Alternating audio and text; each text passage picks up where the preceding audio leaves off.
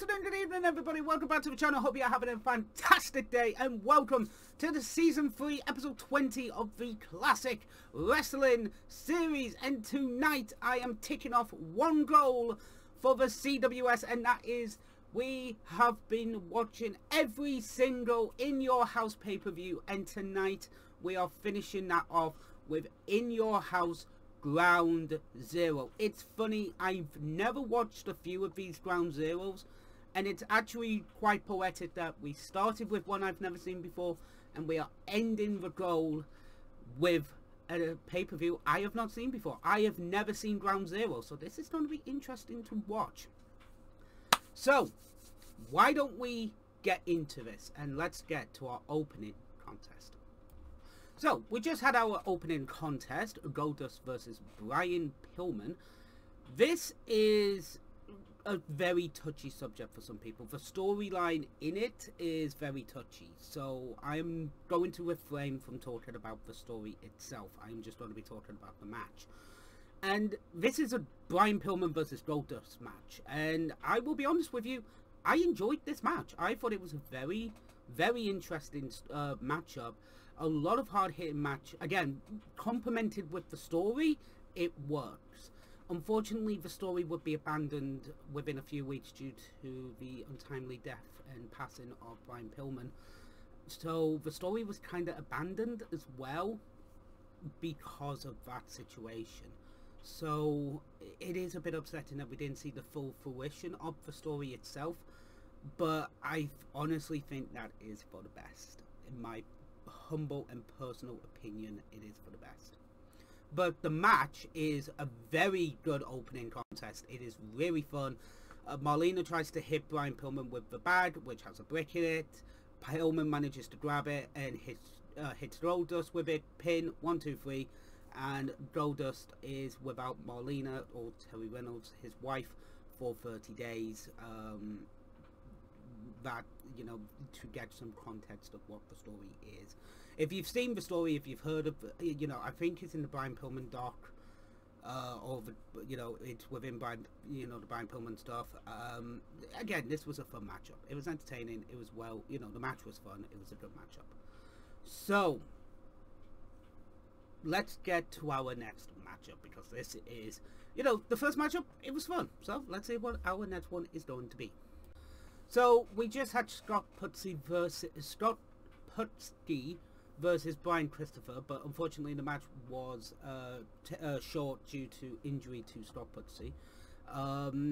This was fun. Like, this was a, you know, for the time we had, it was entertaining. It was well done.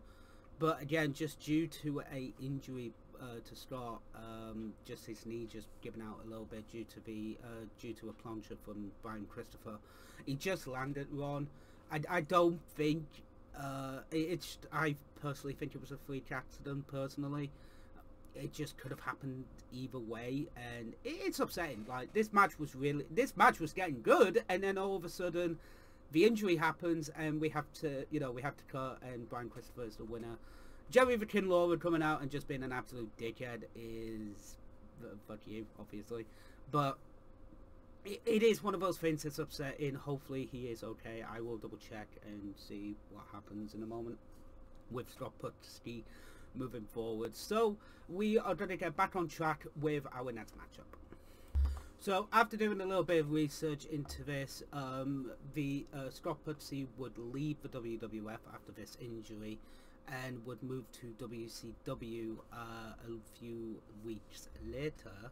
So yeah, this would be the end of the feud between Christopher and Scott Putski. There would be a tag match. I think it was previously. I need to double check when himself and his father teamed up against Brian Christopher and Joey the King Lawler. So our next matchup is a triple threat match. It is Savio Vega versus Crush versus, give me 2 seconds, I need to remember who the third person is. It is, yeah, Farouk, Savio Vega, and Crush of the DOA. So let's get to this matchup. So we just had Savio Vega versus Farouk versus Crush in the triple threat match. This is early WWF, so triple threat matches were kind of a newer concept when it came to the WWF. And I'm not gonna lie, this one was pretty bad. A lot of, you know, you know, all three guys were on the hard camera at some point, like waiting for the spots and stuff. But at the same time, I kind of enjoyed it because of the idea of the Los Boricuas versus the DOA versus the Nation. And as well, this is the original Nation imploding. All three men were part of the original Nation of Domination. But on June the 9th, Farouk fired or let go of both Savio Vega and Crush, leading to this faction warfare happening within the WWF. So, to be honest, it was actually kind of, you know, it was a good matchup. You know, all three men were good in the ring, but it was just a little bit... They would improve on the triple threat concept, to be fair, but it would take time. So, let's get to our next matchup and see what it's going to be.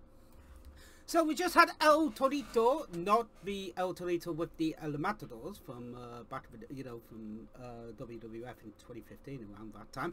But El Torito taking on Max Mini, and I'm actually not going to lie, I really liked this match. I actually thought it was a really fun matchup.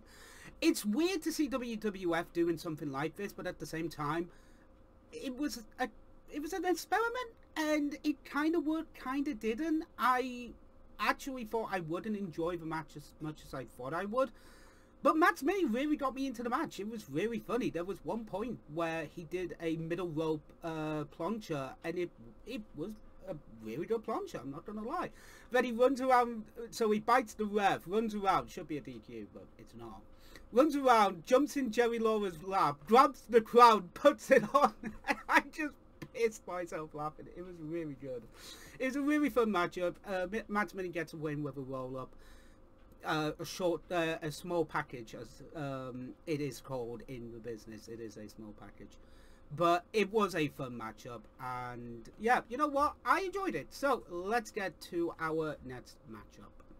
Old Stone Cold Steve Austin says, "I'm gonna stomp a mud hole in your ass and walk it dry." That was shite, I do apologise. So we just have the relinquished Stone Cold and Dude Love comes out. One of the worst accents I've ever done on YouTube. To basically basically hand over the WWF Tag Team Championships. At SummerSlam, Austin suffers his neck injury. The WWF are not going to let Austin compete at this time.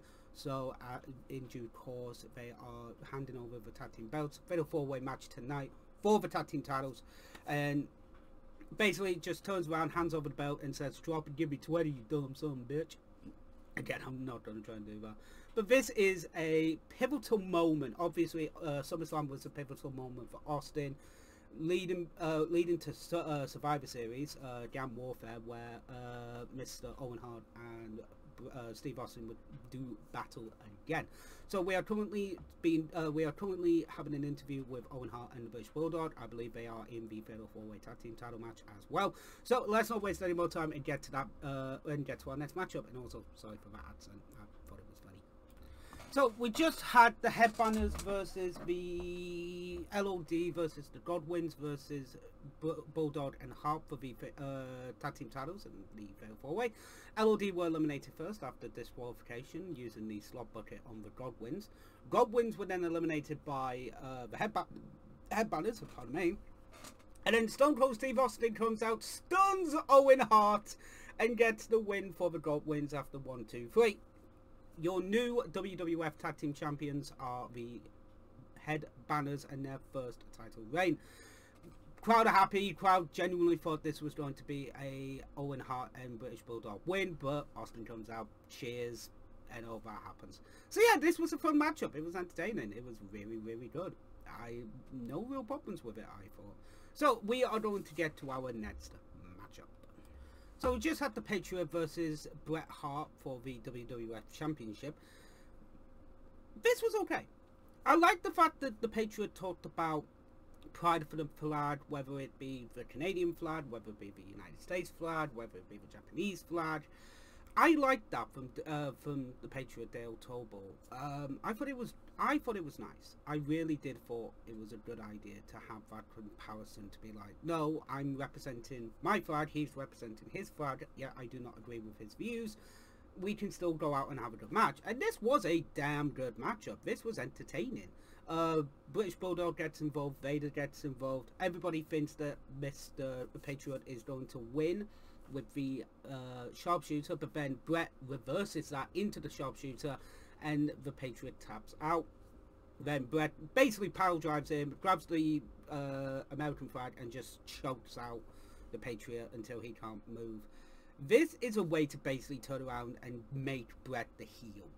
And this is after the promo where he says, I apologize to all my fans in Canada, the UK, everybody but America, and America can kiss my ass. So they really wanted the Patriot to win. He doesn't. This would lead into Survivor Series and the infamous match with him and Shawn Michaels. So we are going to have our main event now. It is Shawn Michaels versus The Undertaker. Let's get to this one. So we just had The Undertaker versus Shawn Michaels to begin the show, to end the show, sorry. And my God, Undertaker just cold-cuts the ref in the ring, picks him up, throws him onto Shawn Michaels, batters him up to the stage, batters him down to the ring side. And this just ends in a no contest near the end of it. We've got multiple people coming out now to basically be like, these two need to basically be pulled the fuck apart. This would lead into the infamous, or the more famous ladder match to begin with, you know, to main event Bad Blood. But yeah, this is really just a setup to Bad Blood, to basically set up Michaels, Undertaker, Hell in a Cell. So it really did do the job well to set this up, and it basically just 3 refs get knocked the fuck out as well. And again, it was just a good build up to Bad Blood, where the ending would happen. A beautiful over the top rope plancha by Undertaker onto Michaels. That was really nice, I'm not gonna lie. But again, wrestlers are coming out to basically pull them apart. It is just an all-out brawl. We do have Rick Rude coming out. We do have Triple H in China coming out. This would be the genesis of the DX, all of DX. They would actually, I think it would be on Raw, they officially got together on Raw to say, we are D-Generation X, in a backstage promo with Bret Hart, I think it was, before Survivor Series. I could be wrong, so I'm very, you know, I need to doubly make sure of that. But this is the, you know, this is like the, you know, on Raw it would be the genesis. This is kind of cementing the fact that Shawn and Hunter are together as a tag team. So, Bad Blood, what did I think of Ground Zero? It was okay. It was a good show. It was entertaining. The first 2 matches, you know, we don't speak of the Brian Pillman versus Goldust match for obvious reasons. That story into it. The other match with Scott Putsey ended with the injury, unfortunately, which sucks. But a surprise was Minnie's match. That was a really fun, surprising match. So, that is it for In Your House. However, I promised somebody a long time ago when they gave me something that I would do this at the end of me watching all of the In Your House shows, and that is to review this, the best of In Your House. So what I'm going to do is next week I am actually going to, we're going to tweak it a little bit, because these are matches from all of the In Your Houses we have seen. I have seen. So what we're going to do is I'm going to be watching this in my spare time, and I'm actually going to bring up the list of the matches that are on this DVD, and basically say if they should be on the best of the In Your House DVDs or not. So that's what we're going to be doing next week. We will be returning to your regularly scheduled CWS recordings the week after, but I promised a friend I'd do that, and that is what I'm going to do. So Deck, promise is being fulfilled, my friend. So with that being said, TTFN, ta-ta for now, and see you next week.